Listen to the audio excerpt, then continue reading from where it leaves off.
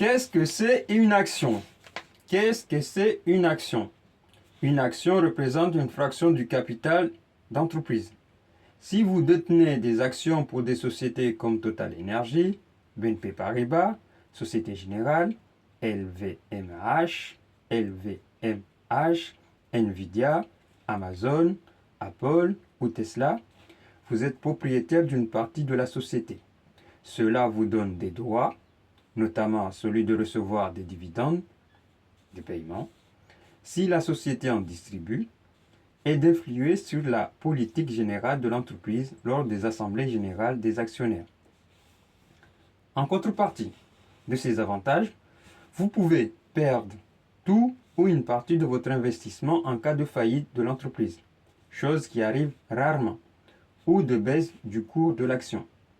C'est la raison pour laquelle il faut bien choisir des entreprises avec des fondamentaux solides, entreprises peu endettées, modèle économique fiable, robuste, qui a fait ses preuves et qui dure dans le temps.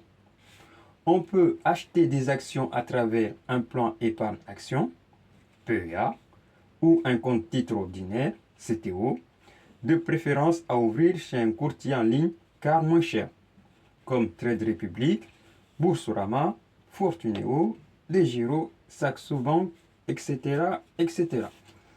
On peut aussi acheter des actions à travers une assurance vie, comme l'assurance Vie à la Massif, à France Mutualiste. Ça s'appelle les unités de compte, à différencier avec la partie obligataire qui compose la plupart des contrats d'assurance vie.